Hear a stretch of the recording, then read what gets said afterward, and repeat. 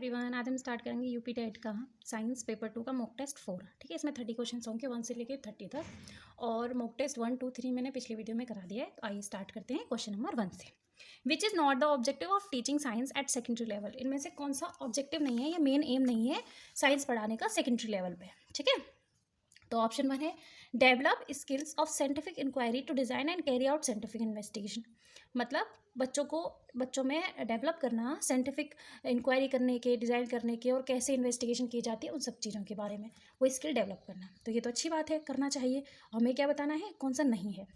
दूसरा है develop enquiring mind and curiosity about science and the nature world. बिल्कुल सही बात है कि हमें क्यूरियोसिटी होनी चाहिए। ये साइंस के लिए नहीं, हर किसी चीज़ के लिए होनी चाहिए, हर एक सब्जेक्ट के लिए होनी चाहिए। तो ये भी ठीक है। दूसरा understand the national level nature of science and the dependence of science. देखो अंडरस्टैंड ठीक है, नेशनल लेवल को समझना और नेचर साइंस को समझना, लेकिन डिपेंडेंस ऑफ साइंस सिर्फ यही नहीं सिखाना है। ठीक है, इसलिए ये मेन जो उसका एम होगा वो नहीं होगा सेकेंडरी पे। ठीक है, तो ऑप्शन सी हमारा क्या है, करेक्ट हो जाएगा, क्योंकि हमसे नहीं पूछा है। ठीक है, चलिए आते हैं नेक्स्ट क्वेश्चन नंबर 2 पर। इसमें है one of the main limitation of project method of teaching science is that. मतलब प्रोजेक्ट मेथड का एक मेन लिमिटेशन बतानी है, मतलब एक लिमिटेशन मतलब डिसएडवांटेजेस बताना है, कह सकते हैं। तो मेन लिमिटेशन क्या होगी टीचिंग ऑफ साइंस की। तो आते हैं ऑप्शंस पर। सबसे फर्स्ट है the student have to perform excessive mental and physical work. यही इसकी मेन लिमिटेशन है कि स्टूडेंट को ज़्यादा से ज़्यादा ज़्यादा से ज़्यादा एक्सेसिव मतलब ज़्यादा से ज़्यादा उनको मेंटल और फिजिकल वर्क दिया जाए। यही इसकी मेन लिमिटेशन है प्रोजेक्ट मेथड की। ठीक है, नेक्स्ट है क्वेश्चन नंबर 3 पे। तो इसका हम फर्स्ट वाला टिक कर लेंगे, option A. Next question number 3, Faraday law of electrolysis related to. जो फराडे लॉ है इलेक्ट्रोलाइसिस का वो किससे रिलेटेड है। तो जो फराडे लॉ है वो रिलेटेड है आपका इक्विवेलेंट वेट ऑफ इलेक्ट्रोलाइट से। किससे, देखो इलेक्ट्रोलाइसिस है तो उसमें इलेक्ट्रोलाइट, तो इक्विवेलेंट वेट ऑफ इलेक्ट्रोलाइट। ठीक है, ऑप्शन ए करेक्ट हो जाएगा। आते हैं नेक्स्ट क्वेश्चन 4 पर। चलिए question number 4, the metal is always keeped in kerosene. जो मेटल है उसको हमेशा केरोसिन में रखना चाहिए। कौन से मेटल को केरोसिन में रखना चाहिए, सोडियम, मैग्नीशियम, कैल्शियम या एल्यूमिनियम। तो ऑप्शन ए करेक्ट हो जाएगा, सोडियम। ठीक है, आते हैं नेक्स्ट क्वेश्चन नंबर 5 पर। Which carry blood from heart to kidney. जो कौन सी हमारी वेन या आर्टरी है जो क्या करती है, ब्लड को हार्ट से किडनी तक पहुंचाने का काम करती है। तो हार्ट से किडनी तक पहुंचाने का काम करती है रेनल आर्टरी। ठीक है, तो ऑप्शन ए करेक्ट हो जाएगा। आते हैं नेक्स्ट क्वेश्चन नंबर 6 पे। Who is created with the discovery of neutron. Neutron की डिस्कवरी किसने की थी। तो न्यूट्रॉन की डिस्कवरी की थी जे चैडविक ने। देखो ये जब मैं बहुत छोटी थी ना तब मेरे भाई ने एक मुझे समझाया था। देखो इस पे ऐसे था, मैं इस पे लिख देती हूँ, ईंट पर नाच। ठीक है, ईंट पर नाच, ईंट पर, E for electron, T for Thomson ने इसकी डिस्कवरी की थी, पी फॉर प्रोटॉन और इसकी की थी रदरफोर्ड ने, आर फॉर रदरफोर्ड। नाच तो एन फॉर न्यूट्रॉन और च फॉर चैडविक। ठीक है, ईंट पर नाच, ईंट इलेक्ट्रॉन की टॉमसन ने, पर प्रोटॉन की रदरफोर्ड ने, नाच एन फॉर न्यूट्रॉन की चैडविक ने। ठीक है, एक छोटे सा कोटेशन है जिससे आप याद कर सकते हो। आते नेक्स्ट क्वेश्चन नंबर 7 पर। In which reaction the metal is reduce. इनमें से कौन सी रिएक्शन में मेटल रिड्यूस हो रहा है। तो देखो ऑप्शन बी है, इसमें आपका मेटल रिड्यूस हो रहा है। आते हैं नेक्स्ट क्वेश्चन नंबर 8 पर। What is the name of the force with which earth pulls everything towards itself. कौन सा जो फोर्स है उसका नाम बताना है जिससे क्या होता है, अर्थ सब चीज़ अपनी तरफ खींचती है, टुवर्ड्स इटसेल्फ। ठीक है, तो वो कौन सा फोर्स है, वो है आपका ग्रेविटी। तो ऑप्शन सी करेक्ट हो जाएगा। आते हैं नेक्स्ट क्वेश्चन नंबर 9 पर। The most rapid movement of sound wave is. Sound wave में जो साउंड वेव है उसमें सबसे जल्दी मूवमेंट जो होगा, जब मतलब सिंपल भाषा में समझें तो साउंड सबसे जल्दी किस में ट्रेवल होगी, पहले सॉलिड में, लिक्विड में, गैस में या वैक्यूम में। तो देखो जो आपका सॉलिड होगा उसमें साउंड सबसे जल्दी मूव करेगी। ठीक है, आते हैं नेक्स्ट क्वेश्चन नंबर 10 पे। Right the name of reptile with 4 chamber heart. इनमें से वो रेप्टाइल बतानी है जिसका 4 चैम्बर हार्ट है। ठीक है, तो आपको बताना है किसका है। तो ऑप्शन डी करेक्ट हो जाए, क्रोकोडाइल। क्रोकोडाइल का 4 चैम्बर हार्ट है। ठीक है, आते हैं नेक्स्ट क्वेश्चन नंबर 11 पर।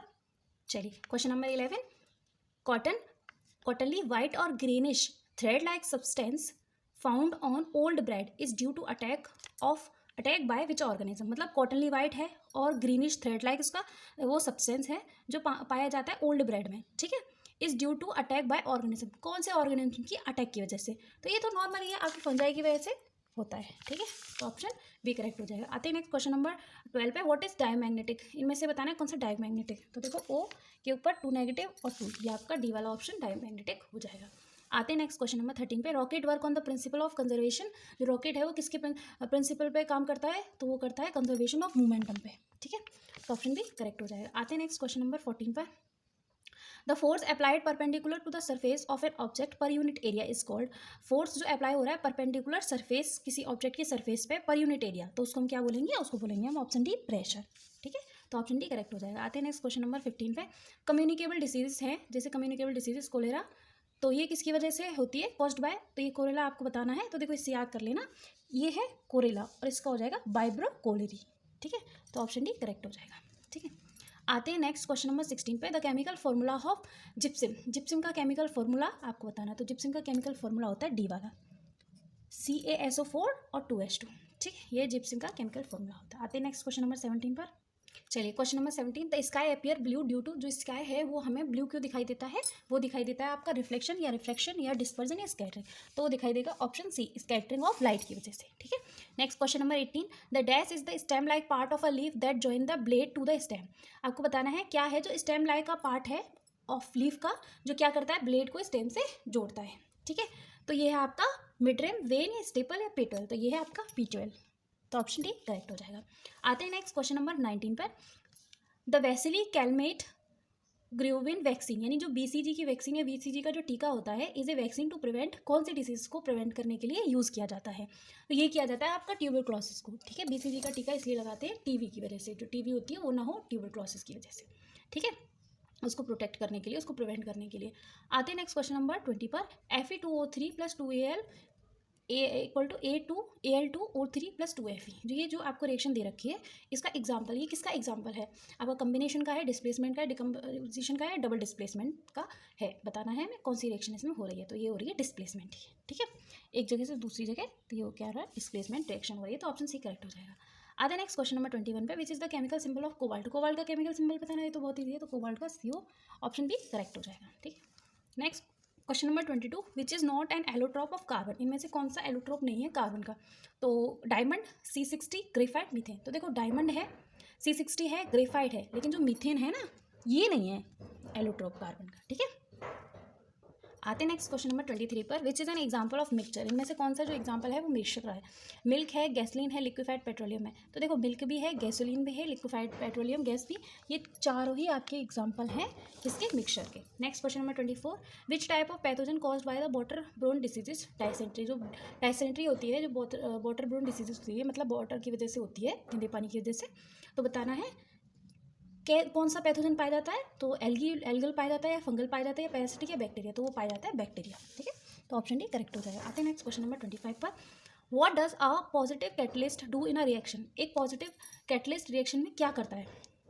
तो क्या काम करता है पॉजिटिव कैटलिस्ट? वो क्या करता है? पहले में है कि कुछ नहीं करता, बस फाइनल प्रोडक्ट को, फाइनल प्रोडक्ट होता है रिएक्शन का, या फिर does not alter the rate of reaction, rate of reaction को अल्टर नहीं करता, या slow down chemical reaction, chemical reaction को स्लो डाउन करता है। उनमें से कुछ नहीं करता, option D, option C correct हो जाएगा कि स्पीड अप केमिकल रिएक्शन। क्या करता है? केमिकल रिएक्शन की स्पीड को अप कर देता है, ठीक है, बढ़ा देता है, तो ऑप्शन सी इसका करेक्ट हो जाएगा, ठीक है। पॉजिटिव का काम होता है। आधा नेक्स्ट क्वेश्चन नंबर 26 पर। Which electromagnetic wave has minimum wave length. कौन सी इलेक्ट्रोमैग्नेटिक वेव की मिनिमम वेव लेंथ है, ठीक है। तो माइक्रोवेव, इंफ्रारेड, एक्सरे या गामा, तो ऑप्शन आपका बी करेक्ट हो जाएगा, गामा की मिनिमम होती है, ठीक है। Next question number 27।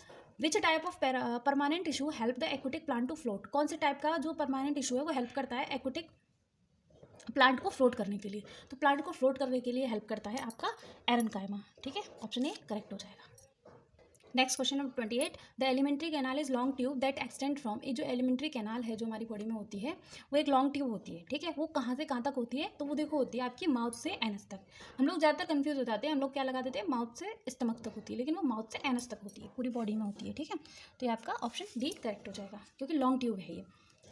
During the night the direction of wind would be from the, जो रात के समय जो विंड होती हैं, विंड, उनका जो डायरेक्शन होता है वो कहाँ से कहाँ, किस साइड से किस साइड तक होता है? तो लैंड से ओशियन की तरफ होता है, ठीक है। तो इसका ऑप्शन भी हमारा करेक्ट हो जाएगा, लैंड से ओशियन की तरफ होता है। Next question number 30 and last. Lime water become milky due to which of the following gas. जो लाइम वाटर है वो मिल्की हो जाता है किसकी वजह से? कौन सी गैस की वजह से? CO2, NO2, O2 या N2? तो वो हो जाता है ऑप्शन ए, CO2 की वजह से, ठीक है। आज के लिए बस इतना ही। आपको कैसा लगा मुझे कमेंट बॉक्स में ज़रूर बताइएगा। मैंने ये क्वेश्चन बहुत मेहनत से बनाए हैं। ठीक है, आज के लिए बस इतना ही। Thank you.